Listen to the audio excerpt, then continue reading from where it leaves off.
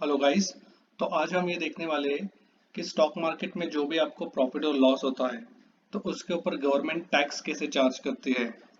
तो चलिए शुरू करते हैं। तो गवर्नमेंट जो होती है कुछ हेड्स के ऊपर टैक्स चार्ज करती है, जैसे कि हो गया आपका सैलरी जिसमें टीडीएस डिडक्ट होता है। मोस्टली जो भी सैलराइज पर्सन है उनको इसके बारे में ज़्यादा पता होगा।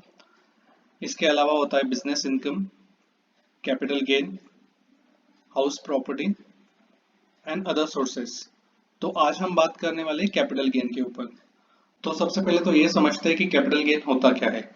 मान लीजिए कि कोई चीज आपने 10 में खरीदी और उसे 100 में बेची, तो जो 90 रुपए का आपका प्रॉफिट हुआ है that is nothing but capital gain. और इसके ऊपर टैक्स कैसे कैलकुलेट किया जाता है वो हम एग्जाम्पल के साथ समझेंगे।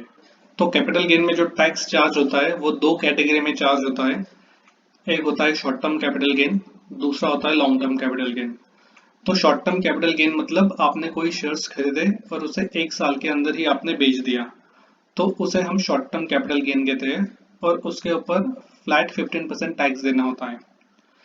और जब हम लॉन्ग टर्म कैपिटल गेन की बात करते हैं तो लॉन्ग टर्म कैपिटल गेन में आप शेयर्स खरीदते हो और उसे एक साल के बाद बेचते हो, तो उसे हम लॉन्ग टर्म कैपिटल गेन कहते हैं। और उसके ऊपर आपको फ्लैट 10% टैक्स देना होता है। और अगर आपकी इन्वेस्टमेंट सिर्फ 1 लाख तक की है तो उसके ऊपर आपको कोई टैक्स नहीं देना है। इसके अलावा जो भी आपको इंट्राडे ट्रेडिंग करके और डेरिवेटिव्स मार्केट में जो भी आपको प्रॉफिट होता है तो उसके ऊपर जो टैक्स चार्ज होता है वो as per tax slab charge होता है। तो इंट्राडे ट्रेडिंग करके हमें जो भी प्रॉफिट होता है उस प्रॉफिट को हमारे अदर इनकम के साथ ऐड किया जाता है। तो अदर इनकम मतलब आपका बिजनेस इनकम भी हो सकता है और आपका सैलरी भी हो सकता है। तो इंट्राडे प्रॉफिट प्लस आपका अदर इनकम, इन दोनों को ऐड करने के बाद जो टोटल अमाउंट आती है तो वो टोटल अमाउंट जिस टैक्स स्लैब में आता है तो as per that tax slab आपको चार्ज किया जाता है। लेकिन जब हम शॉर्ट टर्म कैपिटल गेन और लॉन्ग टर्म कैपिटल गेन की बात करते हैं तो शॉर्ट टर्म कैपिटल गेन और लॉन्ग टर्म कैपिटल गेन में आपको प्रॉफिट के ऊपर अलग से टैक्स देना होता है। और आपका जो अदर इनकम है जैसे सैलरी हो गया या बिजनेस इनकम हो गया तो इसके ऊपर आपको अलग से टैक्स देना होता है। तो चलिए अभी ये समझते हैं कि इनकम टैक्स स्लैब रेट क्या है फॉर फाइनेंशियल ईयर 21 से लेके 2022 तक। तो as per the tax slab कुछ कैटेगरीज डिफाइन की गई है, जैसे 0 to 2.5, 2.5 to 5 lakhs, 5 to 7.5 lakh, 7.5 to 10 lakhs, 10 to 12.5 lakhs, 12.5 to 15 lakhs and more than 15 lakhs। तो अगर आपका इनकम 0 to 2.5 lakhs इस कैटेगरी में आता है तो उसके ऊपर आपको कोई टैक्स नहीं देना है।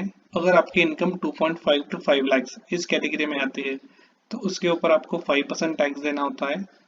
अगर आपकी इनकम 5 to 7.5 lakhs इस कैटेगरी में आती है तो उसके ऊपर आपको 10% टैक्स देना होता है।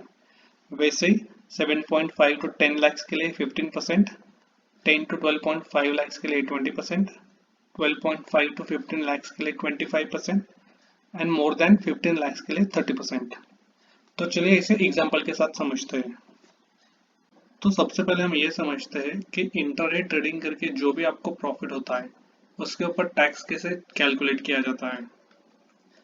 मान लीजिए आपकी सैलरी इनकम 1,50,000 है, जो आपकी बिजनेस इनकम भी हो सकती है। और इंट्राडे में आपका प्रॉफिट होता है 50,000 का, तो टोटल इनकम आपका हो गया 2 लाख। तो as per the tax slab 0 to 2.5 lakhs आपको इसके ऊपर कोई टैक्स नहीं देना है। दूसरे एग्जाम्पल में मान लीजिए आपकी सैलरी इनकम 2 लाख है, इंट्राडे में आपका प्रॉफिट होता है 1 लाख, तो टोटल इनकम आपका हो जाता है 3 लाख, जो कि टैक्स स्लैब 2.5 to 5 lakhs के अंदर आता है। But as per the tax slab 0 to 2.5 lakhs आपको कोई टैक्स नहीं देना है।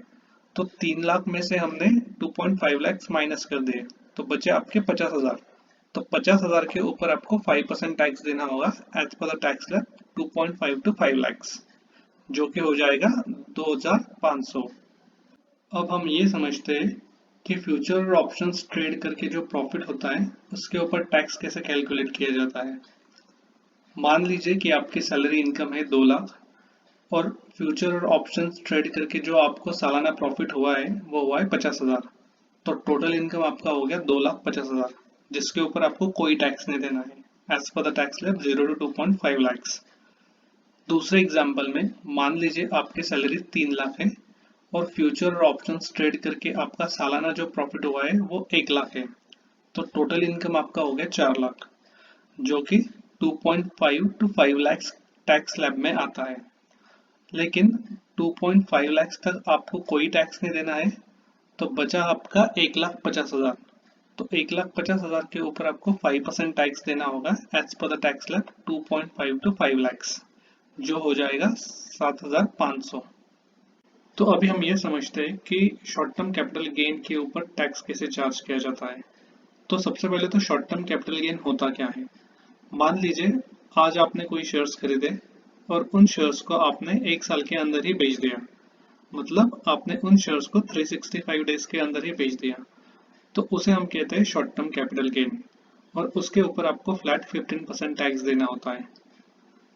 तो जैसे हमने देखा था कि इंट्राडे ट्रेडिंग करके या डेरिवेटिव्स ट्रेडिंग करके जो भी हमें प्रॉफिट होता है, उस प्रॉफिट को हमारे सैलरी इनकम के साथ ऐड कर दिया जाता है और टोटल इनकम के ऊपर as per the tax slab tax charge किया जाता है।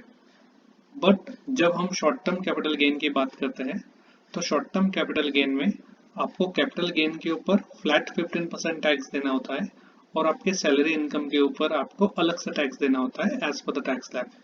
तो अभी हम एग्जाम्पल के साथ समझते हैं कि शॉर्ट टर्म कैपिटल गेन के ऊपर टैक्स कैसे कैलकुलेट किया जाता है। मान लीजिए आपकी सैलरी है 2 लाख और आपका जो प्रॉफिट हुआ है वो 50,000 का है, तो टोटल इनकम आपकी हो जाती है 2,50,000, जिसके ऊपर आपको कोई टैक्स नहीं देना है। दूसरे एग्जाम्पल में मान लीजिए आपकी सैलरी इनकम है 2 लाख और जो आपको प्रॉफिट हुआ है वो 1 लाख है, तो टोटल इनकम आपकी हो जाती है 3 लाख। तो सैलरी के ऊपर तो आपको कोई टैक्स नहीं देना है, लेकिन जो आपका कैपिटल गेन है उसके ऊपर आपको फ्लैट 15% टैक्स देना होता है, जो हो जाएगा आपका 15,000। अब हम तीसरा एग्जांपल देखते हैं। तो मान लीजिए आपकी सैलरी इनकम 5 लाख है और शॉर्ट टर्म कैपिटल गेन में आपका जो प्रॉफिट हुआ है वो 1 लाख है, तो टोटल इनकम आपकी हो जाती है 6 लाख। तो सैलरी के ऊपर आपको 2,50,000 के ऊपर तो आपको कोई टैक्स नहीं लगेगा, लेकिन जो बची हुई अमाउंट है 2,50,000 उसके ऊपर आपको 5% टैक्स देना होता है। और जो आपका शॉर्ट टर्म कैपिटल गेन में प्रॉफिट हुआ है 1 लाख, उसके ऊपर आपको फ्लैट 15% टैक्स देना होता है। तो सैलरी के ऊपर आपका टैक्स हो जाएगा 12,500 और कैपिटल गेन के ऊपर आपका टैक्स हो जाएगा 15,000। तो टोटल मिला के आपको 27,500 टैक्स देना होता है। तो चलिए अभी हम ये समझते हैं कि लॉन्ग टर्म कैपिटल गेन क्या होता है और इसके ऊपर टैक्स कैसे चार्ज किया जाता है। तो लॉन्ग टर्म कैपिटल गेन मतलब, मान लीजिए आपने आज कोई शेयर्स खरीदे हैं और उन शेयर्स को आपने 1 साल के बाद बेचा, मतलब आपने उन शेयर्स को 365 डेज के बाद बेचा और उसमें से आपको जो भी प्रॉफिट होता है वो होता है लॉन्ग टर्म कैपिटल गेन, और उसके ऊपर आपको फ्लैट 10% टैक्स देना होता है। और लेकिन अगर आपका प्रॉफिट सिर्फ 1 लाख तक ही है तो इसके ऊपर आपको कोई टैक्स नहीं देना है, तो 1 लाख तक की अमाउंट एग्जेम्प्टेड होती है। तो चलिए इसे एग्जाम्पल के साथ समझते हैं। मान लीजिए आपकी सैलरी इनकम है 2,50,000 और लॉन्ग टर्म कैपिटल गेन में आपका जो प्रॉफिट हुआ है वो 4 लाख है, तो टोटल इनकम आपकी हो जाती है 6,50,000।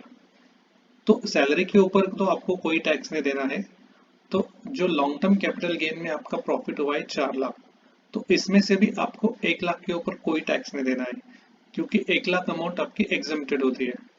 तो बची अमाउंट आपकी 3 लाख, तो 3 लाख के ऊपर आपको फ्लैट 10% टैक्स देना होता है। सो आई होप गाइस कि आपको ये वीडियो पसंद आया होगा। तो इस वीडियो में हमने एक बेसिक नॉलेज देने की कोशिश की है कि जब भी आप स्टॉक मार्केट में काम करें और कुछ प्रॉफिट हो, तो टैक्स डिडक्ट होने के बाद आपके पास एग्जैक्टली कितना अमाउंट बचेगा। और हम डिस्क्लेमर में ये भी बताना चाहते हैं कि जब भी आप टैक्स फाइल करें तो एक बार आप सीए से जरूर डिस्कस कर लीजिएगा। So thank you so much and let's meet in next part of this video.